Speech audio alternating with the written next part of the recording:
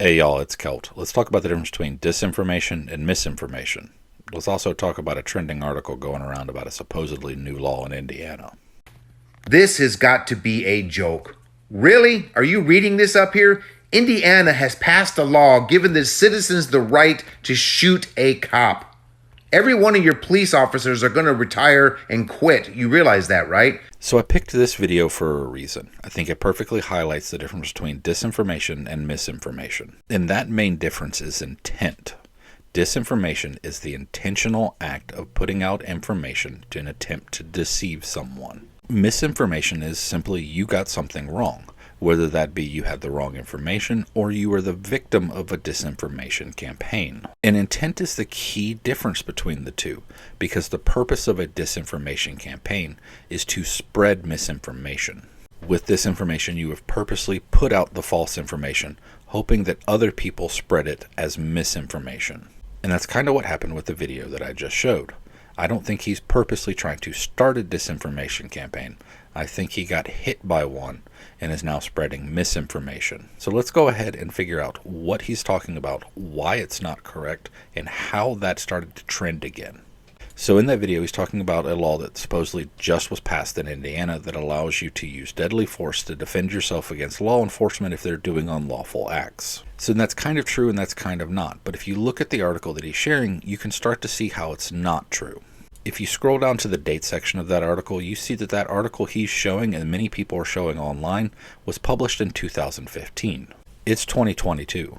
That article's 7 years old, but is now circulating as something that happened recently. If you look down a little further, you notice that that article references another article, this one being published by Bloomberg. And now, I don't have a Bloomberg subscription, so I can't see the entire article. But if I pull it up, I can see that the Bloomberg article that they're referencing was initially published in 2012. Meaning that the source material was published in 2012, resurfaced again in 2015 as something that was supposedly happening then, and is now resurfaced again, trending as something that's supposedly happening right now. And this is probably making you wonder, how did this happen? Why is it now coming up 10 years later as supposedly something that happened just right now? The simple answer of how this happened is Twitter. Because if you look on Twitter, you see a large account, Daily Loud, tweeted about this with no link to sources or context just this month. And this goes back to the difference between disinformation campaigns and misinformation. With this tweet, Daily Loud is pushing disinformation, because they are posting this and purposely not including any context or a source for their information. When Daily Loud found this out, they found this out from somewhere. They had a source that presented them the information. It could have been many things. It could have been a news article that they saw and that someone who manages the Daily Loud Twitter account thought would be notable to talk about. But instead of linking that article or posting their source, they cropped it out, included a picture in the hopes of getting a viral tweet. And they got a viral tweet, because that is the exact formula for a viral tweet on Twitter. You make a claim, you attach a picture to it, you add no additional context, no sources to it. And more than likely, if you have a large enough account, that information is going to go viral. And this is not just something that Daily Loud does. This is the exact same formula and technique that other organizations such as Occupy Democrats use. And I mentioned them on purpose because they are also just as guilty as promoting disinformation campaigns as the rest of them. Kind of like when they claim that people shouldn't use Mastodon as an alternative to Twitter because, in their allegation, Mastodon hosted Trump's Truth social media network. When in reality, the majority of Mastodon, in fact, if not all of Mastodon, is open source. So the creators of Trump's Truth Social just took source code from Mastodon when they made their own social network. Someone using open source software is a far cry from, hosting their social network on your servers. It also matters because the creators of Occupy Democrats also run their own social network that is competing against Mastodon right now. But back to the Indiana law. This isn't the first time since 2012 that this law has popped back up and started trending again. If you do a simple Google search, you start seeing all the Reddit listings that list this law from different dates going all the way back to 2012, 2015, and even now this year, 2022. And the reason for that is this law is a sensational law. It drives up people's emotions on both sides. Hearing those headlines takes people who are the Back the Blue crowd and thinks that there's going to be an all-out war on police officers, while people who are upset with police brutality and overreach of law enforcement are excited that they can finally defend themselves against corrupt cops.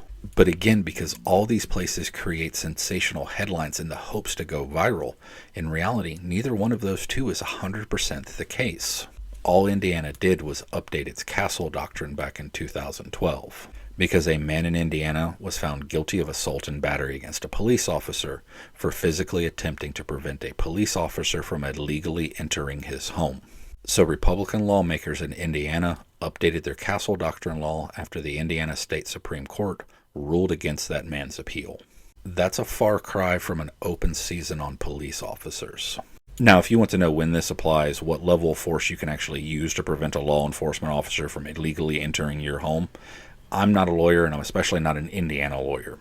Please contact someone from that instead of reading the articles online and instantly thinking you understand this very now complex law. But what I can advise you on is how we tackle this disinformation and misinformation problem. First, we need to pay attention to the articles that we are using and that we are reading. Not just stopping at the headline, reading the date and reading the entire body of the article before we make an assessment of the accuracy of it. No more instantly sharing things on Twitter that you have not gone and verified yourself. Even if they post an article there, did you click the link and did you read the entire article for yourself before you clicked share? And 2, calling out accounts like Daily Loud and Occupy Democrats who post these sensational breaking headlines without any context, fact, or sources. Make them show their work. Make them show their evidence. Make them show their sources. And finally, like I say in a lot of my videos, when you're seeing something that seems sensational, but it's not getting national coverage, like a law about Indiana residents being allowed to shoot cops, stop, think critically, and weigh the evidence. And you'll start to see things for what it really is.